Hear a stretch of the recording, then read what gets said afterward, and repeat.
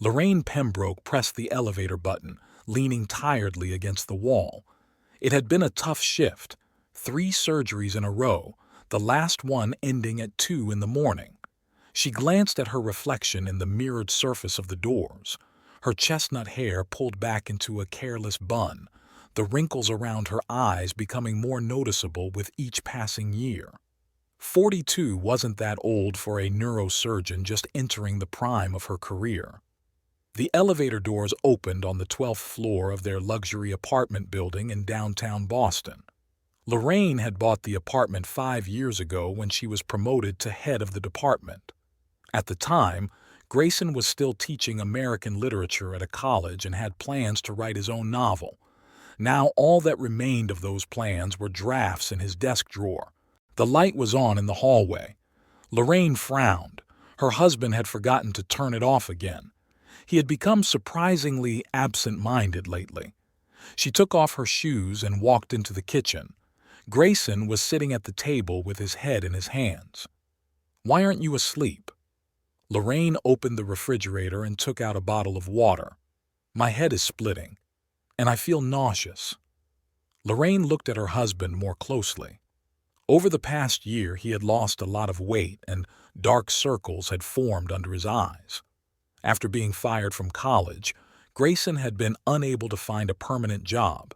He had taught creative writing classes at the local library for several months, then worked as an editor for an online publication. Nothing brought in enough money. How long has this been going on? It was a professional habit of hers to ask clear questions. "About 2 weeks. At first I thought it was just stress, but it's getting worse." Lorraine remembered what Grayson was like 10 years ago when they met at a charity event. Tall, fit, with sparkling brown eyes and a shock of dark hair. He read a passage from Faulkner, and his deep voice captivated her from the very first words. 6 months later, they were married. "You should get yourself checked out," Lorraine said, sitting down opposite her husband. "I've already been to the doctor, at a private clinic." Grayson looked up, his expression tense. "They did tests and a CT scan. They found something in my liver." "Which clinic? Show me the results." "The results will be back in a couple of days. But the doctor said I need urgent treatment, special medication from Switzerland." He paused. "It's going to cost a lot of money, Lorraine." She felt something tighten inside her. For the past 2 years she had been paying all the bills, from the mortgage to groceries. The neurosurgeon's salary allowed them to live comfortably, but large, unexpected expenses could shake their budget. "How much?" $120,000. Grayson said it very quietly, not looking her in the eye. "I know it's a lot of money, but it's my health we're talking about. My life." Lorraine nodded mechanically. She had savings for a rainy day. About that amount, in fact. She had been planning to buy a new car to replace her aging Lexus, but that could wait. "Okay, I'll transfer the money tomorrow." She got up from the table. "Just send me all the paperwork from the clinic as soon as you get it." "Thanks." Grayson hugged her impulsively. He smelled of an unfamiliar cologne, light with citrus notes. He had always used a heavy woody scent before. Lorraine went up to her bedroom, took a shower on autopilot, and went to bed. Something intangible was scratching at her consciousness, some small detail that wouldn't let her rest. Maybe it was her husband's new cologne, or the way he looked away when he mentioned the clinic, or the strange blush on his cheeks, not at all like a sickly pallor. As she fell asleep, she decided that in the morning she would call her old friend, a liver specialist, just to consult him, just in case. Lorraine woke up to the sound of running water. Grayson was taking a shower. The clock showed 7 in the morning, unusually early for him. Since he'd been laid off, he rarely got up before 10, complaining of insomnia and depression. On the kitchen table was a half-empty glass of orange juice and her husband's forgotten phone. The screen suddenly lit up. A message had arrived. Lorraine glanced at it mechanically and froze. "Your order has been confirmed. Thank you for choosing Sunbird Travel Agency. She slowly sipped her cold coffee. The strange events of the last few days kept running through her mind. The new cologne, the sudden bouts of illness, after which Grayson looked suspiciously cheerful, the long phone calls in the next room, and now this message. The sound of water stopped. Lorraine quickly opened her husband's email. They had never kept secrets from each other and shared passwords. The letter from the travel agency had arrived yesterday evening. Dear Mr. Pembroke, thank you for choosing our premium package. Your vacation in Miami is scheduled for next week. Something interesting? She shuddered. Grayson was standing in the kitchen doorway drying his hair with a towel. You've got a message from the travel agency. Lorraine watched his reaction closely. Oh, that.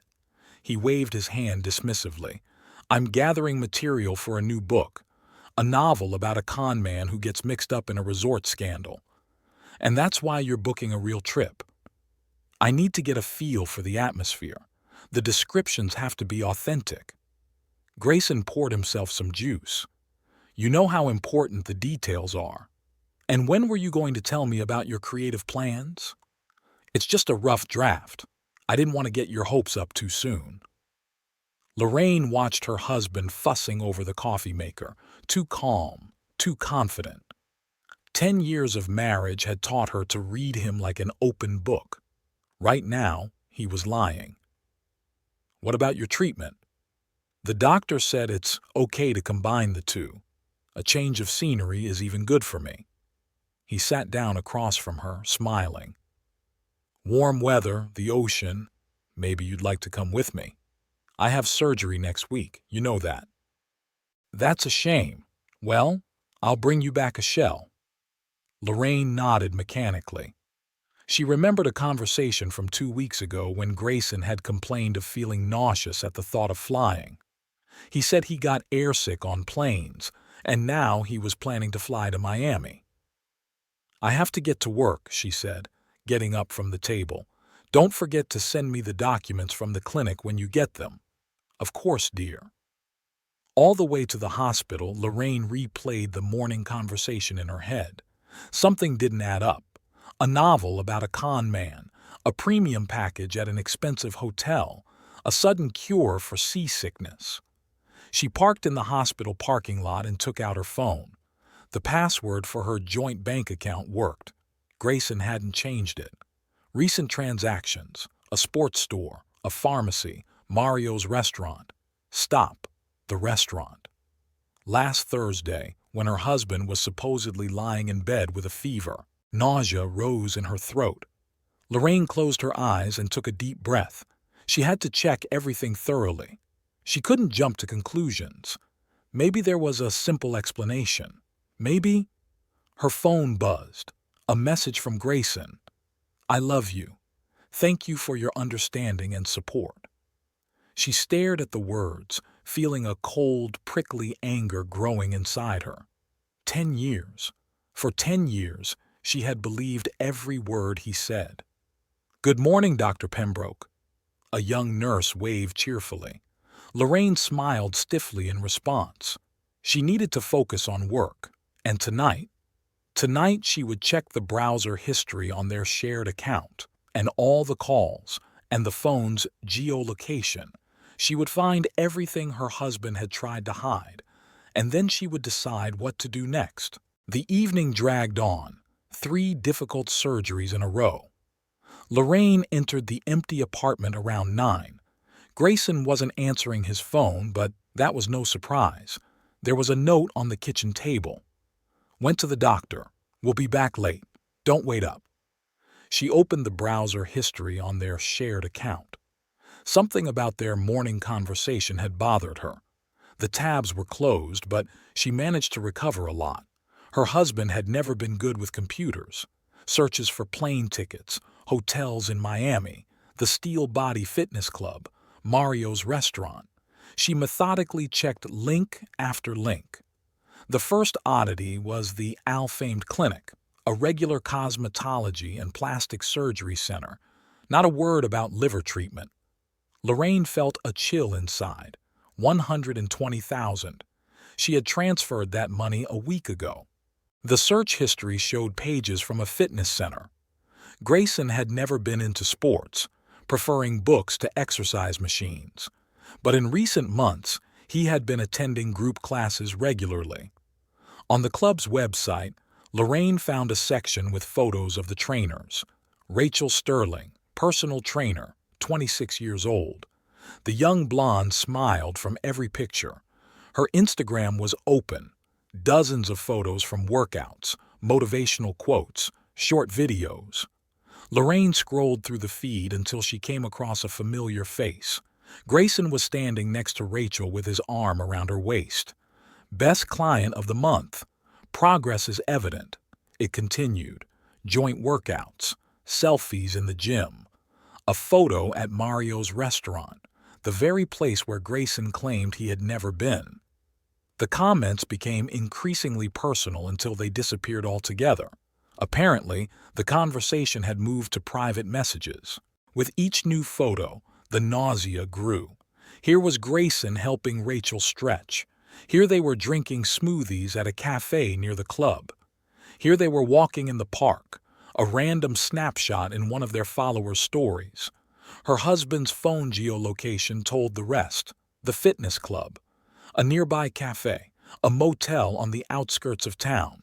The same route repeated over and over again. And now, tickets to Miami and a suite in an expensive hotel. Her phone vibrated. A message from Grayson. Running late at the doctor's. Don't worry. Lorraine checked his location, the roadside motel. He hadn't even bothered to turn off tracking. She opened the photos on her phone. Their wedding. She in a simple white dress, him in a dark suit. Their honeymoon in Paris. Christmas with friends. 10 years of her life had turned into a lie in just 3 months. Fragments of conversation spun around in her head. His sudden illness, his request for money, the insomnia and depression that supposedly prevented him from finding a job. But in reality, he had spent all those months spending her money on a young mistress, a gym membership, and restaurants. Lorraine methodically saved screenshots in a separate folder. She printed out her bank statement. She made detailed notes about all the inconsistencies in her husband's stories. She gathered documents for the apartment. The house belonged to her. She had bought it before they were married. The front door slammed around midnight. Lorraine quickly closed all her tabs and opened her work email. Her husband smelled of citrus cologne when he leaned down to kiss her on the cheek. "Are you still working?" "Yes. I have a lot of paperwork to do." She didn't even turn around. "How was the doctor's appointment?" "Fine. He prescribed some new medication." "Good." Lorraine listened to him climb the stairs and for the first time was glad that they had been sleeping in separate bedrooms for the last few months, supposedly because of his insomnia. She would have to call her lawyer in the morning. For now, she would let things take their course, let him think his lies were still working. After all, they would see each other in Miami in a week, and then they could talk things over. The doctor's office was unusually quiet. Lorraine looked out the window at the parked cars, absent-mindedly stirring her cold coffee. Behind her, the door creaked open and Dr. Ezra Blackwood, her old colleague, entered with a stack of medical charts. "Lorraine, you didn't get back to me about the consultation on Friday." She turned, setting her cup on the table. "I'm sorry, Ezra. I need to talk to you, not as a colleague." Blackwood sat down opposite her, looking at her intently over his glasses. They had worked together for 15 years, and he had always been more than just a colleague. "What's wrong?" "Remember I asked you to check out the Alamed clinic? The one that does cosmetic surgery?" "Yes, why?" Lorraine took out her phone and opened the saved screenshots. "Grayson took $120,000 from me for treatment, supposedly for liver problems." She showed him the photos from Rachel's Instagram. Blackwood whistled. "And what are you going to do?" "He bought tickets to Miami. Next week." Lorraine swiped across the screen. A suite at the Palm Beach Resort. I checked. It's booked for 2. You want to make a scene? No. She shook her head. Scenes aren't my thing. I just want my money back and him out of my house. The apartment is mine. I bought it before we got married. Blackwood tapped his fingers thoughtfully on the table. You need to gather evidence. Bank statements. Documents. I already did. I printed out the transaction history and saved screenshots of the correspondence with the travel agency. Lorraine smiled sadly. You know what's funny? He didn't even bother to turn off geolocation on his phone. I can see every time he visits the roadside motel. How long has this been going on? 3 months, since he started going to that fitness club. She opened the calendar on her phone. I took a week off. I'm flying to Miami next Thursday. Are you sure you want to go alone? Is there another option? Blackwood took off his glasses and wiped them with a napkin. I've got some vacation time coming up, and I haven't been to Florida in a long time. Lorraine raised her eyebrows in surprise. Ezra, you don't have to. You're my best student and a close friend. Besides, he smiled, I've always wanted to see Miami. She squeezed his hand gratefully. Thank you. I don't know what I'll do when I see them together, though. Nothing dramatic. Just walk up to him and calmly tell him you know everything. Demand your money back. You have proof of fraud. That's a serious offense. What if he refuses? Then we'll go to the police, but I don't think it will come to that. Blackwood adjusted his glasses. The main thing is to stay calm and act according to the law. No scandals or hysterics. You're a doctor. You know how to control yourself in critical situations. Lorraine nodded. The plan was simple. Fly to Miami, check into the same hotel, wait for the right moment to talk. No revenge, no drama.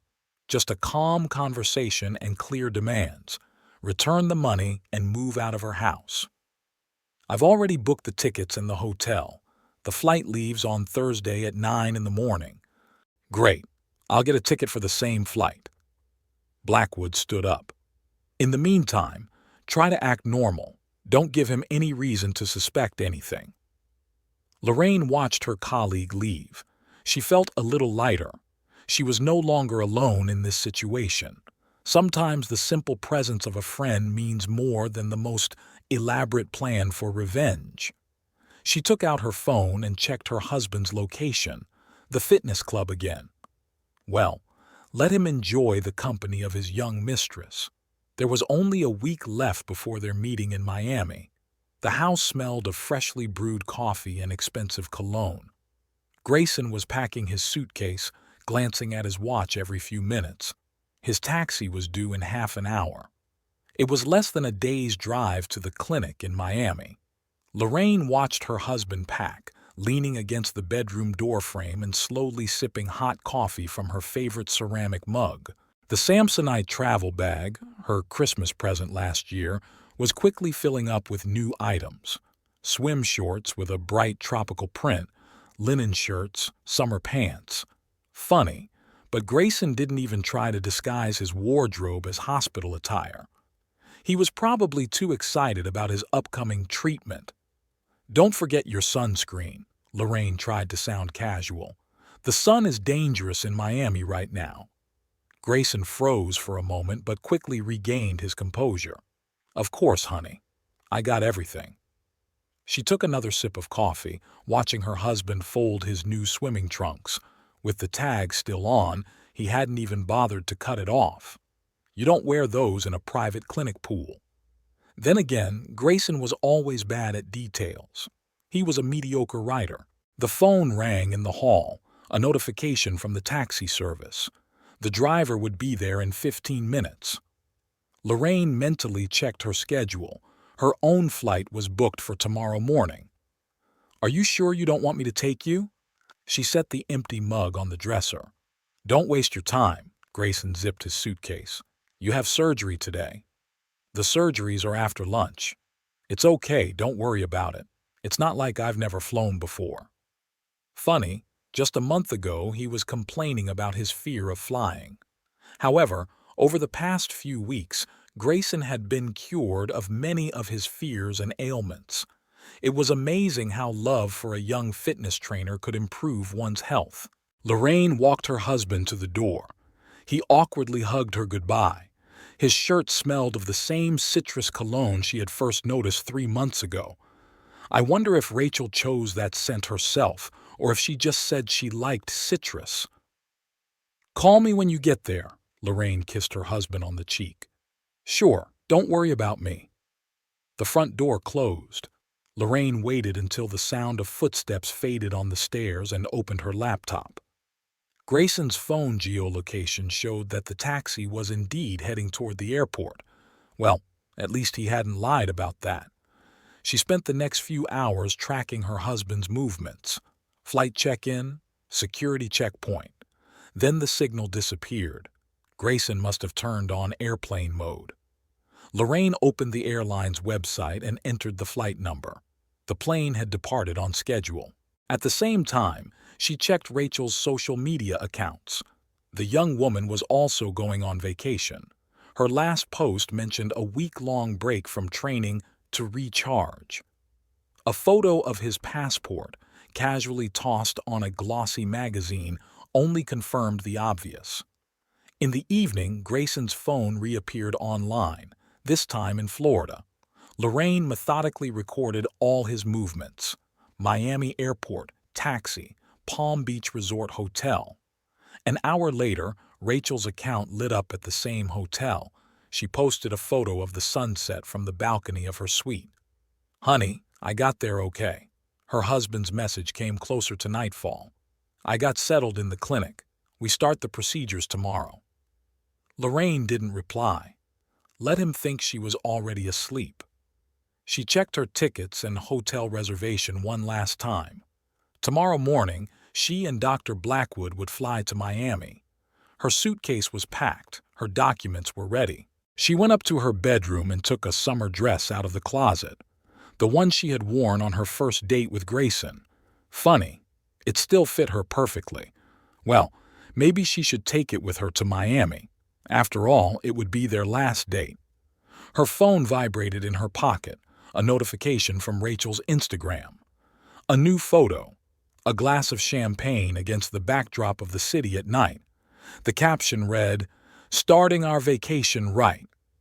Lorraine smiled. I wonder how they'll explain their joint appearance at the hotel. But it didn't matter anymore. In 24 hours, all the masks would be off. Miami greeted the lovers with bright sunshine and humid heat. Rachel adjusted her sunglasses as she watched Grayson negotiate with a porter in the lobby of the Palm Beach Resort. The luxurious marble lobby with tall palm trees and pots was impressive. She had never stayed in such expensive hotels. "The Pembroke Suite, please," Grayson said, handing the clerk his credit card. The golden card caught the sunlight streaming through the panoramic window. Just a month ago, he had been complaining that he was barely making ends meet. Apparently, things had turned around, or the money had come from another source. Their room was on the 20th floor. A spacious living room with panoramic windows opened onto a bedroom with an ocean view.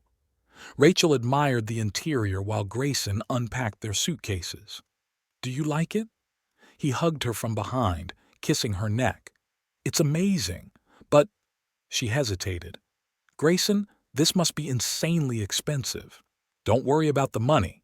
He waved his hand dismissively. "I have some extra income, a new publishing contract." Rachel nodded, though something in his tone alarmed her. In the 3 months they had been together, she had grown accustomed to his tall tales about his writing career, his temporary financial difficulties, his complicated relationship with his ex-wife. Every time she tried to dig deeper, Grayson skillfully changed the subject. They spent their first day at the beach.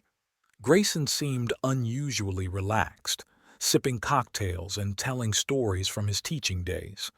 Rachel listened half-heartedly, more interested in the mysterious gaps in his biography. "Why did you drop out of college?" she asked as they returned to their room. "Layoffs," he shrugged. "The usual story. But it's for the best. Now I have time to write books. Where do you live? You never invited me over. I'm staying in a temporary apartment. I don't want to spend money on rent until I sell the book. That evening, they had dinner at a rooftop restaurant. Grayson ordered expensive wine and oysters without looking at the prices on the menu. Rachel watched him casually sign the bill and tried to reconcile this gesture with his stories about financial difficulties. The next day, they went on a tour of the city. Grayson photographed old mansions and told her about their history. His knowledge of architecture was impressive. They had lunch at a small Cuban restaurant where he ordered flawlessly in Spanish. "How do you know the language?" Rachel asked in surprise. "I studied it at university. I'm a literature teacher, remember?" That evening, when Grayson went out to make a phone call, she tried to find information about him on the internet. A few articles in a student newspaper from 2 years ago, a mention in a list of college teachers. Nothing about a writing career or publishing contracts. They spent the third day by the pool. Grayson flirted with the waitresses, ordered one cocktail after another, and talked about his plans for the future: a book tour, a house by the ocean, traveling together. Rachel listened and felt her inner anxiety growing. In the evening, while he was taking a shower, she accidentally noticed a photo in his wallet. Grayson in a formal suit next to a beautiful woman in a white dress. A wedding photo? He had never mentioned getting married. Grayson's phone rang, a message from someone named Lorraine. "How are the treatments going? Hope the treatment is helping." Rachel frowned. Treatment? Procedures? She tried to open the conversation, but the phone was locked. Grayson came out of the shower, drying his hair with a towel. "What are you thinking about?" "Just tired," she smiled. "It's been a busy day." He pulled her close, kissing her neck. He smelled of expensive cologne and sea salt. Rachel closed her eyes, trying to push away the unwanted thoughts. After all, everyone had their secrets. But for some reason, she felt that Grayson's secrets might be too heavy to bear. Lorraine adjusted her sunglasses, watching the couple by the pool. Grayson and Rachel were sitting on deck chairs in the far corner, where palm trees provided cozy shade. Her husband looked completely happy, sipping a cocktail through a straw and talking animatedly, gesturing wildly. His young mistress laughed, throwing her head back. Dr. Blackwood sat at a table in the bar, pretending to read the newspaper. In fact, he was watching the situation closely, ready to intervene if necessary. Lorraine slowly made her way to the pool, stopping at the bar. From there, she had a perfect view of the couple, but they hadn't noticed her yet. Grayson had just gotten up from his lounge chair, apparently to order another round of cocktails. She had deliberately chosen the same summer dress she had worn on their first date, white with blue flowers. It still fit perfectly, accentuating her tanned skin. Her hair was pulled back into a casual bun, and she wore minimal makeup, just the way Grayson had fallen in love with her. Her husband noticed her when he reached the bar. He froze, spilling the rest of his cocktail onto the marble floor. His face quickly turned pale. Beads of sweat appeared on his forehead, and not from the heat. "Lorraine?" His voice trembled. "What are you doing here?" "I decided to visit my husband at the clinic," she smiled, taking off her glasses. "How are the treatments? Are they helping?" Grayson glanced frantically at Rachel, who was still lying on the deck chair, leafing through a magazine. "Listen, I can explain." "Sure you can," Lorraine said casually, picking up the menu from the stand. "For example, explain why a private clinic looks like a 5-star hotel, and why does your doctor wear a bikini?" The bartender approached the bar and looked at them questioningly. "I'll have a margarita, please." Lorraine put down the menu. "And my husband will probably have a double whiskey. He'll need it." Grayson grabbed her by the elbow and pulled her aside. "Don't make a scene." "A scene?" She gently pulled her arm away. "I just came to check on your treatment. For $120,000, I have a right to ask about the results, don't I? Rachel finally noticed that something was going on. She sat up in her deck chair and looked in their direction. "Honey, is everything okay?" Her voice sounded unexpectedly loud in the hanging silence. "Oh, let me introduce you." Lorraine headed toward the pool. "I simply must know what methods they are using to treat my husband at this wonderful clinic." Grayson rushed after her, trying to stop her, but it was too late. Rachel had already stood up, looking from one to the other in confusion. "Hello." Lorraine held out her hand. "I'm Lorraine Pembroke, Grayson's wife, and you must be his doctor?" There was a deafening silence. Only the waves of the pool splashed quietly against the edge, and Latin American music played somewhere in the distance. Rachel turned pale, her hand hanging limply, not responding to the greeting. She stared at Grayson with eyes wide with horror. "Wife?" "Rachel, I'll explain everything," Grayson began, but Lorraine interrupted him. "Oh, don't be shy. Tell us about the treatments. I'm especially interested in that rare liver disease that can be cured at a beach spa." Dr. Blackwood approached unnoticed from the bar and stopped a few steps away, just in case. Grayson darted his gaze between the women, clearly not knowing what to do. His tanned face was covered with red spots, and a vein throbbed in his temple. "Lorraine, let's talk in private." "Why? We have no more secrets from each other," she said, turning to Rachel. "By the way, how do you like the dress he gave you? I hope my money wasn't wasted." "You stole your wife's money to spend your vacation here with me?" Rachel's voice trembled with barely contained rage as she continued to stand by the pool, ignoring the curious glances of other vacationers who had begun to gather around the unexpected scene unfolding on this hot afternoon at the expensive resort. Grayson continued to glance between the two women, clearly unable to find the right words to explain such a delicate situation, his face becoming increasingly red as beads of sweat trickled down his temples, and not from the scorching Florida sun. "Listen, let's not make a scene," he finally managed to say, trying to take control of the situation, but Rachel had already turned to Lorraine, who continued to stand with her back perfectly straight, clutching a sweaty margarita glass in her hands.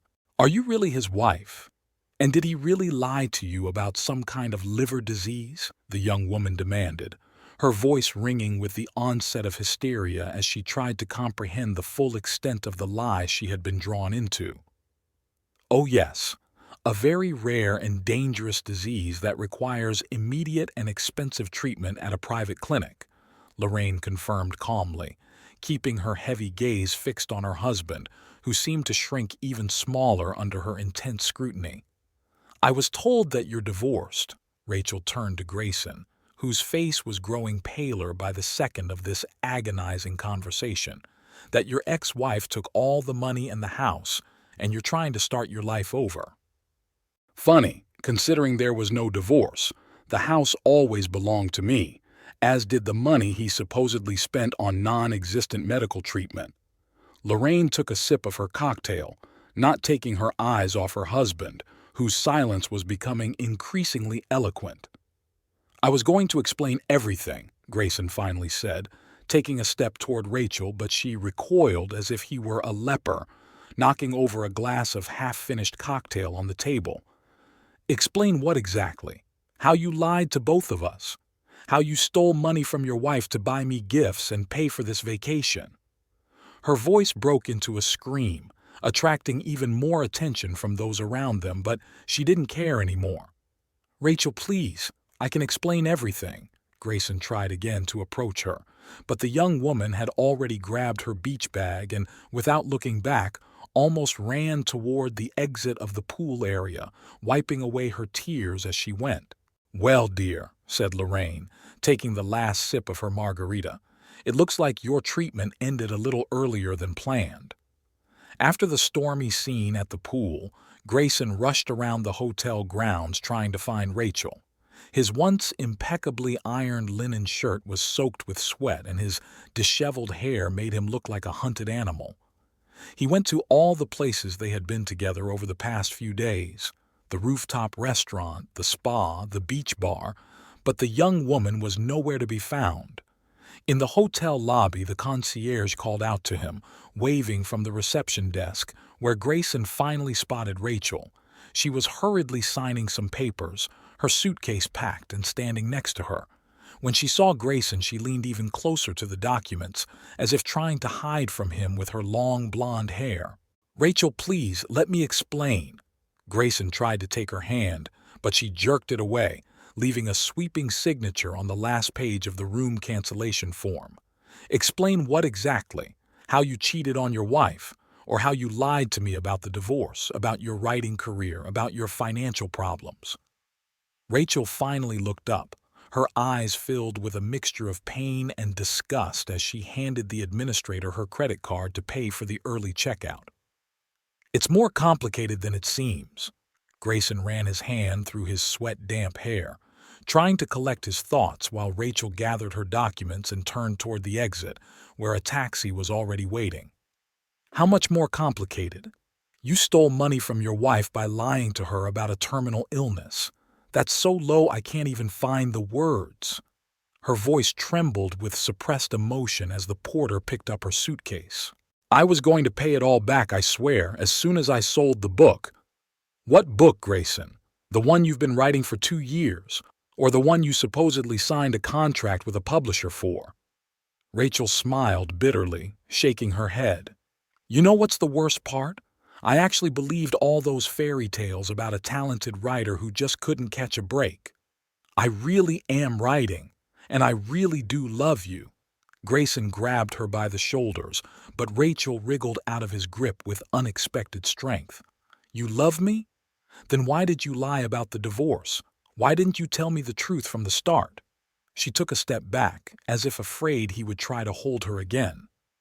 "I was afraid of losing you. You're so young, so beautiful. I thought if I told you the truth about my life, you wouldn't want anything to do with me.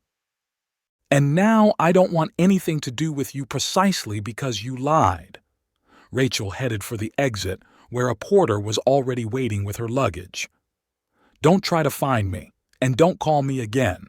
Listen, I'll make it right.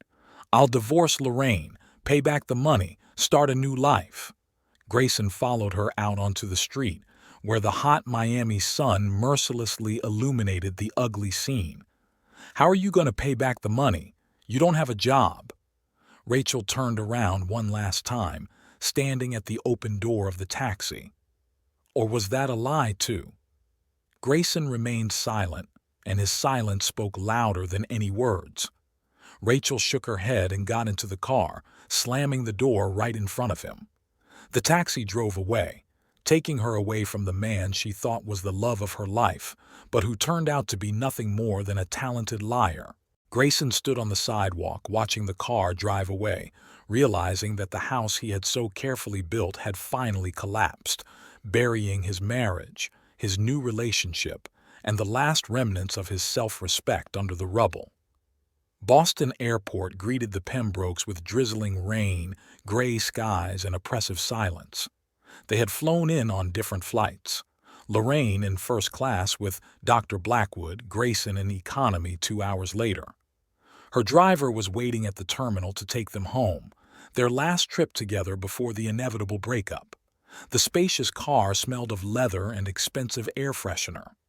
Lorraine stared out the window at the streets rushing by while Grayson nervously fiddled with the strap of his bag. His tan, acquired in 3 days under the Miami sun, now looked like a ridiculous mask on his gaunt face. At home, they were greeted by the echoing silence of empty rooms. Grayson went up to his bedroom without saying a word. Ever since his affair with Rachel had begun, he and Lorraine had been sleeping separately under the pretext of his insomnia. Now that lie, like so many others, had lost all meaning. The evening dragged on endlessly. Lorraine worked in her home office, reviewing her patients' medical records and scheduling surgeries for the following week. There was no sound coming from Grayson's room. Perhaps he was asleep, or perhaps he was trying to come up with another lie to justify his actions. The next morning, they bumped into each other in the kitchen.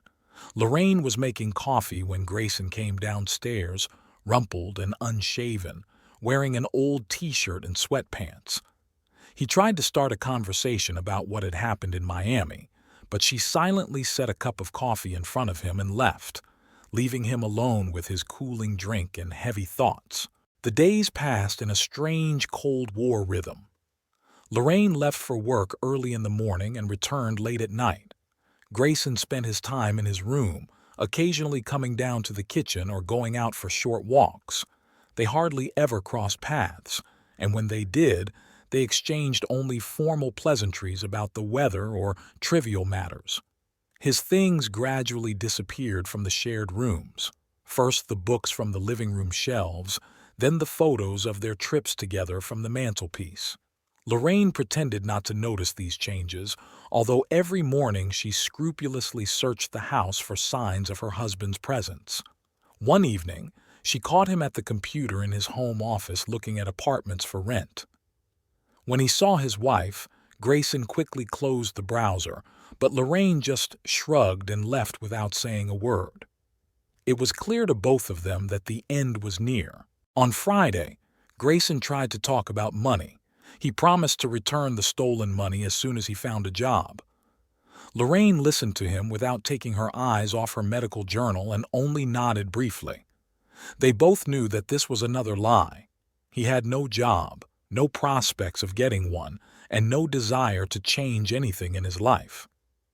The weekend passed in the same oppressive atmosphere. Lorraine worked on documents in her office while Grayson stayed in his room. They cooked separately, carefully avoiding each other in the kitchen. Even the TV in the living room was silent. No one wanted to break the ringing silence in the house. On Sunday evening, Lorraine found an envelope on her desk with a note from her husband apologizing and promising to change. She crumpled up the paper without reading it to the end. Beautiful words no longer mattered. The trust had been broken once and for all. On Monday morning, as she left for work, she didn't leave her husband the house keys for the first time in their entire marriage. This silent action spoke louder than any words. Their life together had come to an end. All that remained was to make it official. Grayson met her in the hallway that evening. He had clearly been waiting for this moment all day. But Lorraine walked past him silently, went up to the bedroom, and locked the door. Tomorrow she would call a lawyer, but for now she would let her husband realize the inevitability of the coming changes in the silence of their shared home, which would soon become hers alone. The spacious office of lawyer Marcus Delaney smelled of leather and expensive coffee. Lorraine sat in a deep armchair looking at the diplomas and certificates hanging on the walls, while her old acquaintance carefully studied the documents she had brought with her. Bank statements, house documents, marriage certificate, photographs, and screenshots. All the evidence was neatly arranged in chronological order. The lawyer methodically made notes in his notebook, occasionally adjusting his thin, gold-rimmed glasses. His assistant glided silently around the office, scanning documents and sorting them into separate folders. Untouched coffee slowly cooled in elegant porcelain cups on the table. Fraud with aggravating circumstances. Marcus put down his pen and leaned back in his chair. Use of knowingly false information about health to obtain a large sum of money. Considering all the evidence, the court will be completely on your side.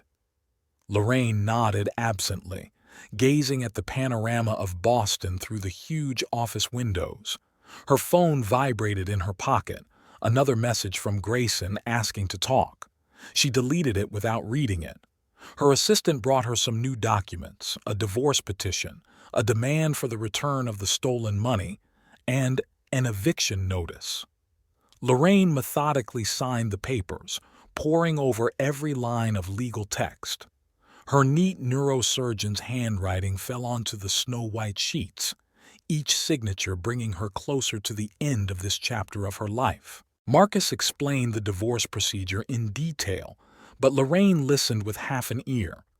10 years of marriage fit into a few folders of documents. Their photos together now served only as evidence for the court. Romantic messages turned into evidence. Love dissolved into paragraphs of law and legal terms. She returned home in the evening with a heavy folder of documents. Grayson was in the kitchen, cooking dinner, apparently hoping for reconciliation. Lorraine silently placed the copies of the papers in front of him and went up to her bedroom, leaving him alone with the reality of the impending divorce. She spent the next few days gathering additional documents, bank statements for the last 3 years, documents about the purchase of the house before the marriage, mortgage payment history. All payments had been made from her account. Medical reports confirming that Grayson had no liver disease, restaurants and hotels where he had been with his mistress. Her office turned into a small archive of their family life. Every document, every piece of paper told a story of lies and betrayal. Marcus demanded more and more evidence. He was preparing for the possibility that Grayson might fight the divorce. On Friday, the official notification from the court arrived, confirming that the lawsuit had been accepted. Grayson received his copy. Lorraine heard him talking to someone on the phone, apparently consulting with a lawyer. She wasn't worried. The evidence was irrefutable. The final touch was the eviction notice. The house belonged to her. They had no prenuptial agreement. Grayson had no rights to the property. Marcus assured her that the eviction process would not take long. All the paperwork was in order. That evening she found a letter from her husband on her desk, more apologies and pleas for forgiveness. Lorraine carefully filed it with the rest of the evidence. Every word, every phrase now had meaning only as a legal fact confirming their story in court. In the morning, the courier delivered the last package of documents from Marcus. Lorraine signed for receipt with a practiced motion. The papers were placed in a folder with the rest, the final touch in the documentary history of their marriage. Now all that remained was to wait for the court's decision. On Sunday morning, the sounds of footsteps and rustling boxes broke the usual silence of the house. Grayson methodically packed his belongings in his bedroom while Lorraine watched the process, leaning against the doorframe. Stacks of books were moved into cardboard boxes, clothes were packed into suitcases, and personal items disappeared into plastic containers. The desk where he had supposedly written his unfinished novel was empty. Lorraine caught a glimpse of drafts, dozens of scribbled sheets that Grayson had carelessly tossed into the trash can. Perhaps they really were sketches for a future book, or maybe they were just another prop to maintain his image as a writer. Grayson had carefully removed the photos from their honeymoon from the wall but left them on the dresser, silently acknowledging that they now belonged to the house, not to him. Their first photo together in Paris, pictures from Christmas parties, random snapshots of happy moments, all of it remained in the past, just like their marriage. The bedroom gradually became empty.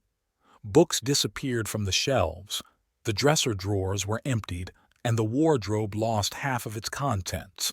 10 years of living together fit into a few boxes and 2 suitcases.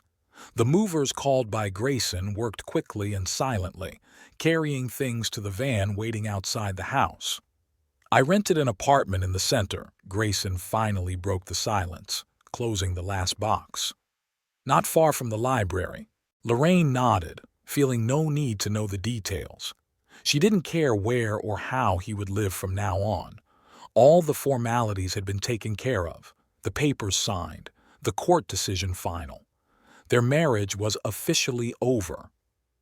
"You know," Grayson paused in the middle of the empty room, "I really loved you. In my own way." "In your own way," Lorraine echoed. "So much that you cheated on me every chance you got." He flinched as if he had been slapped, but said nothing. His gaze wandered around the room as if trying to memorize every detail. Here, within these walls, he had spent 10 years of his life. Here he had written his endless drafts, built castles in the air, and woven a web of lies that had ultimately suffocated their marriage. "I'll pay you back," His voice sounded hollow. As soon as— "Don't bother," Lorraine interrupted him with a familiar gesture. "Consider it payment for 10 years of my life." Grayson picked up the last bag from the floor. There was nothing left in the room to remind her of his presence, only empty shelves and bare walls. Even the scent of his cologne seemed to have faded away. "Goodbye, Lorraine," he paused in the doorway. "I hope someday you'll be able to—" "No," she shook her head. "Just go." His footsteps echoed hollowly in the empty house. The front door closed quietly, for the last time. Lorraine went to the window and watched as Grayson got into a taxi. The car drove away, taking with it the man she had once loved and trusted. She slowly walked through the empty room, gathering the remaining trash, crumpled drafts, old envelopes, accidentally dropped paper clips. All these little things went into the trash can along with the last remnants of their marriage. The house was unusually quiet. Now there would be no more sound of the typewriter that Grayson never used for his novel. There would be no smell of coffee in the morning and no rustling of papers at night. There would be no more lies and pretense. Lorraine locked the door to her ex-husband's former room. Tomorrow she would call the decorator. It was time to turn that room into a study. A new chapter in her life had begun, and there was no room in it for ghosts from the past. Lorraine's stomach was rumbling. Another difficult operation had gone on until evening, and she hadn't had time to eat lunch. Her phone beeped. A message from designer Melanie saying she was waiting in the hospital lobby with some sketches. Lorraine sighed, stretched her stiff neck, and sent a quick reply that she would be down in 15 minutes as soon as she finished with the paperwork. In the lobby, she was met by an elegant woman with short hair and her usual tablet under her arm. They had met a week ago at a charity event. Melanie had turned out to be a witty conversationalist with excellent taste. "You look tired," Melanie said, giving her a careful look. "Maybe we should reschedule." No, I'm fine," Lorraine said, fixing a stray strand of hair. "Just a long day. Let's go to the cafeteria. I'm starving." Over a cup of coffee and a turkey sandwich, they looked at sketches of the future dressing room. Melanie talked enthusiastically about the latest trends in space planning, while Lorraine looked at the designs with interest, brushing crumbs off her medical gown. "Look, here we'll make a separate section for shoes with adjustable shelves," the designer said, running her finger across the tablet screen. "And here we'll install a dressing table with professional lighting. You have an amazing collection of cosmetics. It needs a place of its own." When Lorraine got home, she was greeted by noise and dust. Workers were dismantling the old bookshelves. She grimaced at the sharp smell of paint and plaster, but inwardly she was pleased with the changes. "Miss Pembroke," the foreman caught her by the stairs, "we've discovered a small problem with the wiring. We need to arrange for a replacement." After half an hour of discussing technical details, Lorraine finally made it to her bedroom. She took a hot shower, washing away the hospital smell and fatigue. A box of new hangers was already waiting on the bed. Melanie had insisted on special velvet-covered ones for her expensive suits. The morning began with a message from the foreman. The workers promised to finish the main work by lunchtime. Lorraine was hurriedly getting ready for work when Melanie rang the doorbell with fabric samples for the ottoman and new ideas for organizing the space.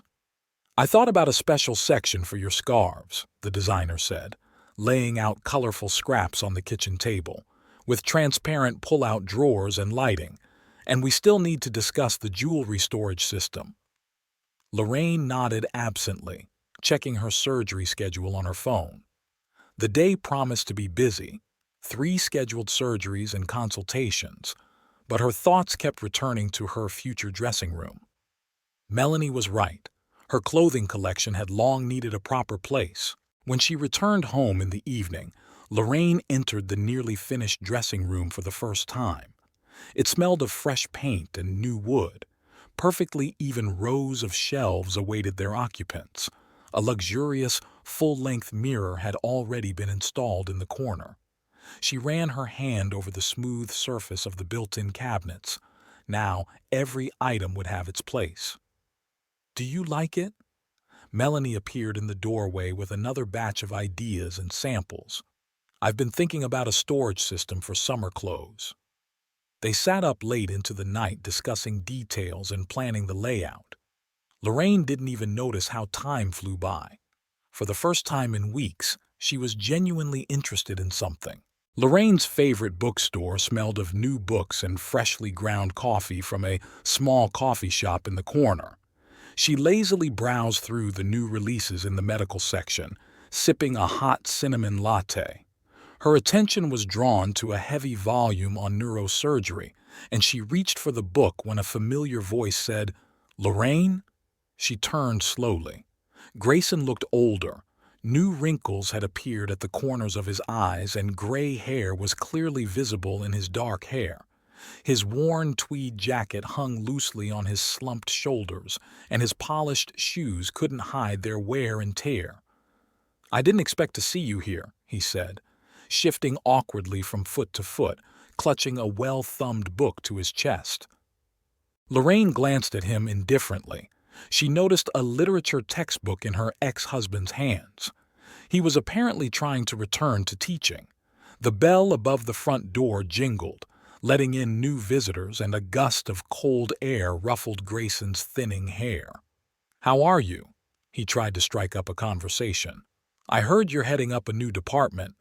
"Everything's fine," she shrugged casually, taking a sip of coffee. "And you, I see, you're back to teaching." "Yes, I'm teaching night classes." Grayson nervously adjusted his shirt collar. "Getting back into the profession little by little.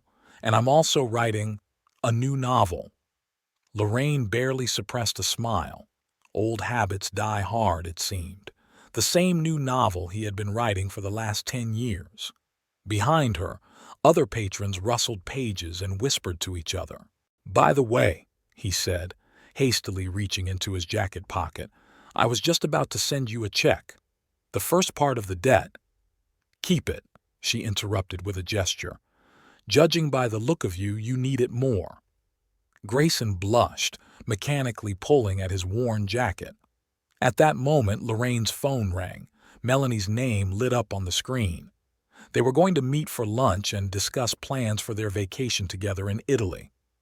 "I have to go," she said, putting her phone in her bag.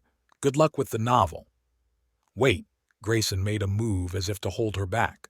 "Maybe we could have a coffee? Talk?" "About what?" Lorraine raised an eyebrow. "Your non-existent book? Or the money you stole? Or maybe your young mistress?" He took a step back as if struck. A young couple walked by, glancing at them curiously. Grayson nervously clutched the textbook, his knuckles white with tension. "I've really changed," his voice sounded almost pleading.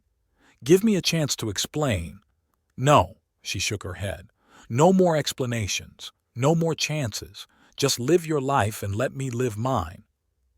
Lorraine turned and headed for the exit, finishing her cold coffee as she went. The bell rang again, letting her out into the frosty winter day. She didn't look back, although she could feel Grayson's gaze through the bookstore window. A taxi was waiting for her outside. Melanie had already texted to say she had booked a table at their favorite restaurant.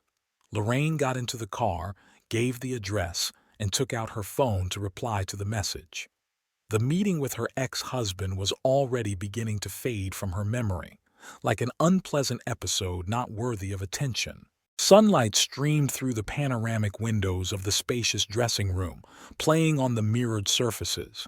Lorraine ran her fingers over a row of immaculately ironed blouses, choosing an outfit for her next medical conference. The impeccable order in her new space was still pleasing to the eye. Everything was in its place, every detail thought out.